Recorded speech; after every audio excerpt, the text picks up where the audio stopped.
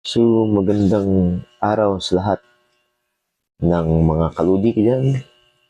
So, this is Criminology Pilipinas and this is Raining yung Binamador Abukay, your pambansang ludi.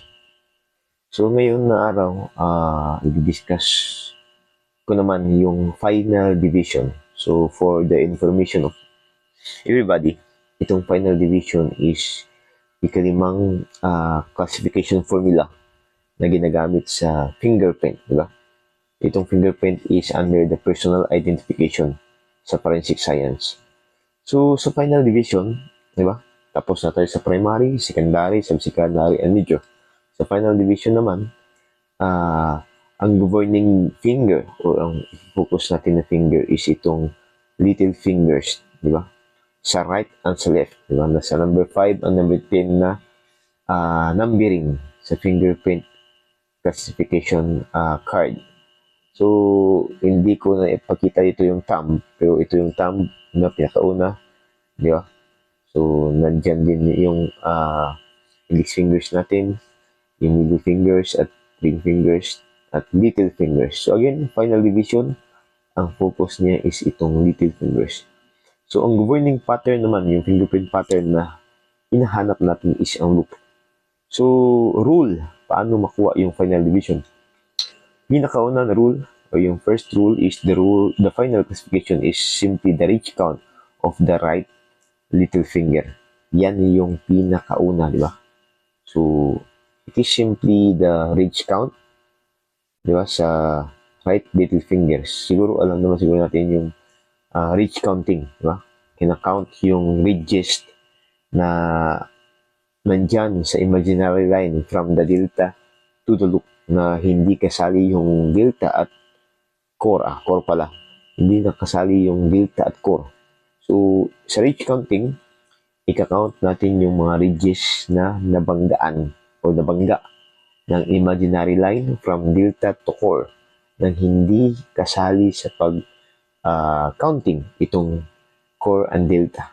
So, yan yung ridge counting. So, dito sa final division, ang hahanapin is the ridge count lang sa right little finger. Diba? So, dito sa classification formula, ano yung right little finger? So, itong sa taas, di ba? Itong number 5 na box. Oh, hindi nakita yung number 1 at number 6 kasi na sampungan. But, itong number 5, ito yung right little finger. So, automatic, may reach count siya. Di ba? Example, loop, ulnar loop. Ang reach counting niya is 14 reach count from delta to core. So, automatic, yan yung final division natin. So, ang tanong ngayon, di ba? What if daw walang hindi loop ang right little finger? For example, itong ulnar loop dito na may 14 reach count is hindi loop. Example lang ang rule. So, ang nakalagay sa rule, di ba? So, if ever hindi loop ang makita sa right little finger, doon tayo maghahanap ng loop naman sa left little finger. So again, if itong itong ulnar loop, number 5 na box, is rule siya. So, pupunta tayo sa left little finger, which is ang number 10 na box. So, sa left little finger, may 12 reach count. Example, na-reach counting na natin. Diba? So, 12 ang ating ilalagay. If ever, wala itong right little finger. Yan yung ruling. Diba? So, if arch naman lahat, for example, ang sa number 5 at number 10 na box, o itong mga little fingers is arch lahat, automatic no final classification. So, naiintindihan na. Pinakauna,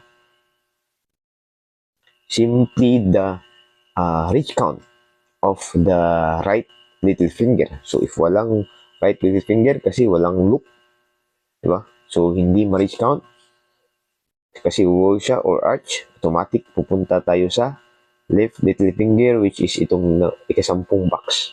So, 12 man yung reach count ng radial loop dito ba sa ikasampung box. So, 12 ang nilagay natin if ever wala yung number 5. So, yan yung rulings. Then, if ever, pukuha natin ito. O, diba? If no loop word can be used. So, for example, ang dalawang box, number 5 at number 10, diba? Ang dalawang little fingers from right to left, little fingers is hindi loop. Example lang roll lahat. So, automatic, this is the only time where we can do ridge counting to the roll. So, lahat ng fingerprint patterns, fingerprint classification formula, dito lang tayo makaka-ridge count sa roll. So, again, halos lahat sa major at sa iba't ibang mga classification formula, ang ginagamit is ridge tracing. Diba? If roll ang nakita natin. But dito sa final division, if roll lahat, diba?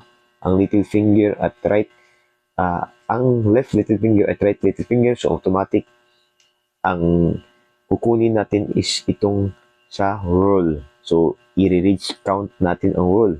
So, ang nakalagay dito sa rule, right hand, if, for example, roll ang right hand na left little finger, so, doon tayo sa left delta to core. Kasi dalawa ang, di ba, dalawa ang delta ng roll.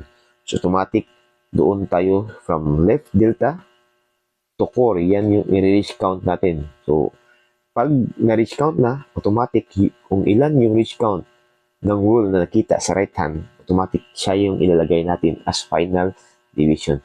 Pero, if ever arch yung nakita diba, sa right hand, dito tayo punta sa left hand na naman. Kasi, for example, roll ang left hand. Then yung right hand, the right little finger is arch.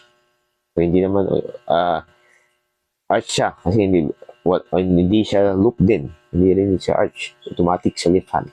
So, if roll siya, automatic right delta to core naman yung counting natin. Di ba?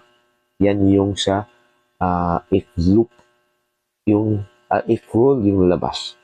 So, in case of there are two core, usually yung sa mga roll is isang core lang eh. Pero if may dalawang core, for example nito is accidental roll. So, automatic, ano yung gagawin natin sa rulings? Automatic, if right hand, the ridge count from left delta to core, di ba? Which is the least number of ridge distance from the core. Sa right hand yan. If ever ang nakita sa right hand is arch naman, punta tayo sa left hand, di ba?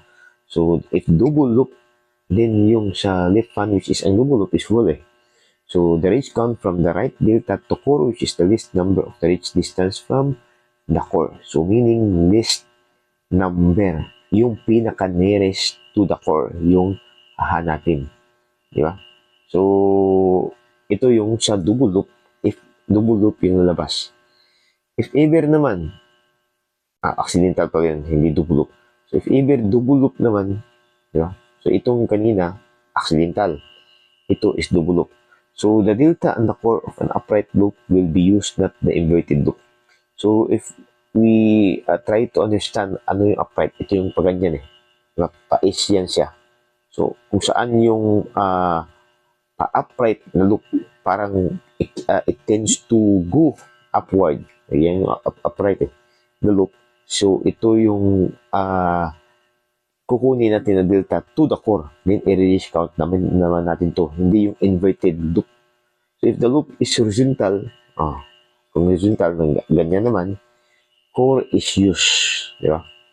The nearest core is used. Kung ano yung pinakamalapit sa core, yan yung kukunin natin. So, pair the delta and core in each loop, the least count will be used. So, again, the least count na naman yung kukunin. Meaning, yung pinakamaliit na reach count. If makita natin na pinakamalit na reach count, meaning yung pinakamalapit sa core. So, yan yung sa roll, di ba? So, ito yung final division. I hope you understand. If may katanungan, so you can ask or drop some message for me. So, again, thank you sa lahat. Then, please subscribe. Please follow my TikTok, my Comedy Pilipinas page, and my YouTube channel. Again, mga kaludi, have a nice day.